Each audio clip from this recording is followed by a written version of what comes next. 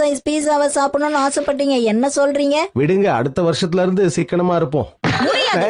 இந்த வருஷத்துல இருந்து நம்ம சிக்கனமா இருக்க கத்துக்கணும். அடுத்த வருஷம்ங்கறத தள்ளி போடுறத முதல்ல நிறுத்துங்க. எதுக்கு வீண் டென்ஷன்? அதெல்லாம் உன்னால முடியாது.